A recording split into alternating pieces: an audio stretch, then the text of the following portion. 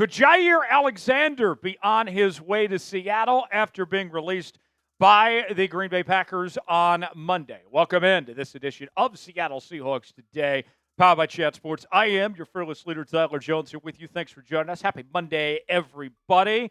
We'll get to everything you need to know on Jaire Alexander in just a matter of moments. But first, folks, it is a very special day. It is the 9th day of June, 2025. And if you look at your calendar, you know what that means? It is 6-9 day. A very nice day. I hope you all are having a nice day, my friends. Spam nice in the comments to celebrate 6-9 day. I know that when we reach 4:20 in the afternoon on 6-9 day, everybody's going to be feeling really good. Spam nice in the comment section, and we'll get started with today's show. In case you missed it, the Green Bay Packers released Jaire Alexander earlier today, making him an unrestricted free agent. This wasn't a huge surprise by any stretch of the imagination, as Alexander was owed a lot of money. Although he's been a very good football player, the Packers couldn't justify paying him the amount of cash he would have potentially been owed with the lack of time he's been on the field with recent injuries as of late. The report coming out first thing this morning from Ian Rappaport of the NFL Network, who said the Packers are releasing star corner Jaire Alexander today, sources say. Now, how much money did they save when it comes to the cap space of letting go of Jaire Alexander? Well, about $34.6 million against the cap total this year and next year. This was a financial decision by the Green Bay Packers. They tried shopping him, tried to see if they could get a trade, but everybody in the league knew that they were going to release him, so a deal was not done, as Albert Breer of the SI Monday Morning QB put out this morning. The Packers offered Jaire Alexander a reduced incentive-laden one-year deal, then make him a free agent in 2026. Alexander turned it down, not liking the structure. Green Bay tried to trade him in March during the draft. That also failed, as Alexander's a June free agent. This was inevitable, folks. Word gets out when teams know that you are going to release a player. If you can't get a trade done, then they are not going to give up draft capital to get a trade for said player, and they play the waiting game as they did here with Alexander and leave the Packers no choice but to release him. Now, I will say this. I think we get this wrong idea with players that have been released that it's like somebody's day job where they've been fired, and we think, wow, they must be bad at their job because they got let go. That's not the case here. Just because Alexander got released does not mean he's not a good football player. This was just simply a business decision by the part of the Green Bay Packers. And that doesn't mean that Jaire Alexander can't be good elsewhere. It was just within the best interest of Green Bay to cut ties with him and save the money. It's not personal. It's just business. Now, when it comes to the Seahawks, I think he would be a big help to this Seattle team in the secondary. And in all reality, when you look at this corner room for Seattle right now, he very well might be the missing piece that this team needs right now. We know the defense was the top 10 defense in the NFL in 2024, and they've made some improvements with it this offseason, but they still feel like they're another step or two away. Alexander potentially could close that gap. We'll explain more coming up in just a moment. But first, let's ask you, should the Seahawks sign Jaire Alexander? Your chance to be the GM here on Seahawks Today. You got two options here. You can type S for sign, P for pass. Weigh in the comments section. Tell me what you think. Folks, I want to make sure you're subscribed to Seattle Seahawks Today as we bring you our daily news and rumors, sometimes 2 and 3 videos a day. Live shows 3 days a week now on Mondays, Wednesdays, and Fridays. We're doing Madden Sims for every single Seahawks game as well. Breaking news, Q-Day mailbags, and more. If Jaire Alexander signs with Seattle, I don't care if we're in the studio or if I'm at home, we're going to bring you a video here on the channel reacting to it as quickly as possible. Subscribe now for free. Turn on notifications. That way you're the first to know when we have new content here on the channel. Let's get at least 20 new subs off today's video. Subscribe now for free. YouTube.com/Seahawks TV. Now that Alexander has been released, the good news for Seattle fans, if you want Jaire Alexander, you can get him at a relatively cheap cost compared to what his contract was before. Essentially, he is going to be looking for a prove-it deal. Nobody is going to give Jaire Alexander a multi-year contract. They're going to need to see that he can still play at a high level and be healthy. So I'm looking at his projection being about 1 year in $3 million. If you're Seattle here, I think that's an easy call to give that money to Jaire Alexander. Not only does Seattle have plenty of cash at their disposal, but this is somebody that could come in and play a significant role in this defense. And even if he does get hurt again, what does it essentially cost you here at $3 million? The rewards far outweigh the risk in this scenario if you're Seattle here. More on Alexander, the 2018 first-round pick out of Louisville by the Packers. He is a two-time second-team All-Pro selection as recently as 2022. He was also a Pro Bowler in those two seasons in 2020 and in 2022.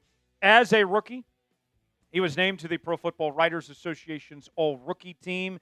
And you look at his statistics. Even the last couple of seasons when he's banged up, playing in only 14 games, he still made an impact. 14 tackles, 7 pass breakups, 2 interceptions, and a pick six in 2024. His best season, you go back to 2022 when he played in 16 games, had 5 total interceptions with 14 pass breakups, 46 tackles, and 4 TFLs.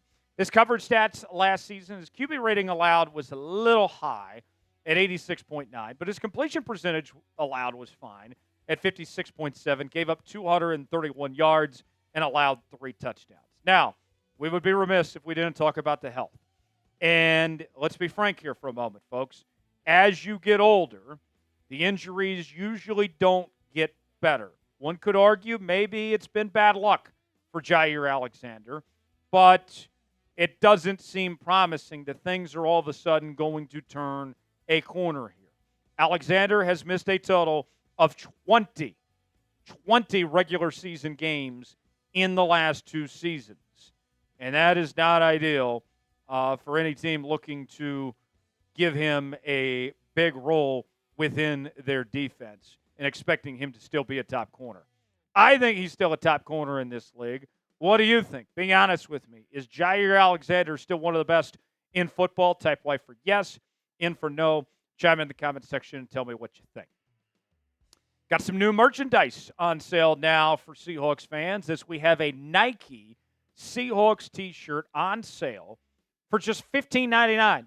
That's it, folks. $15.99. That's like 2 trips to Starbucks right there. Save on the Starbucks, make some coffee at home, and get yourself one of these fantastic Seahawks shirts that we have available for your liking. Chatsports.com/SeahawksT is where you can get this today. I mean, folks, what a deal we're talking about here.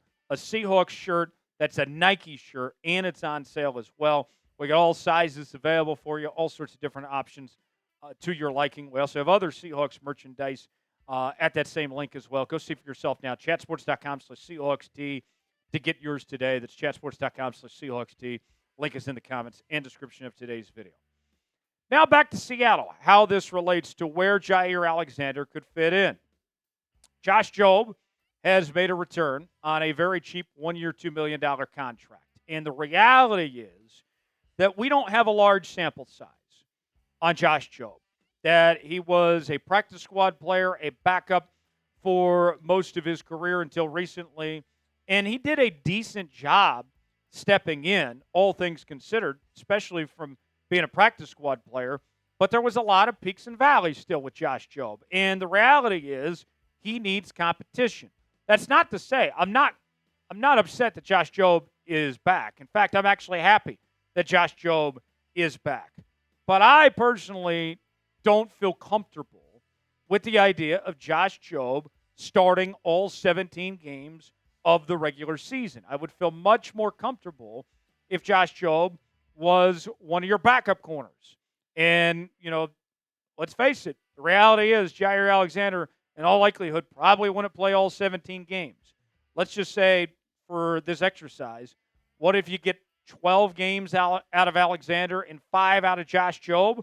That could work if you're Seattle at this corner spot. You look at the depth chart for the Seahawks. Rick Woolen going to be holding things down on the outside. Devon Witherspoon at the nickel, but you don't really have a ton after that with your corner room for Seattle there. There would certainly be a place that could work for Jaire Alexander. Mike Macdonald has made it no secret either. He wants options at corner.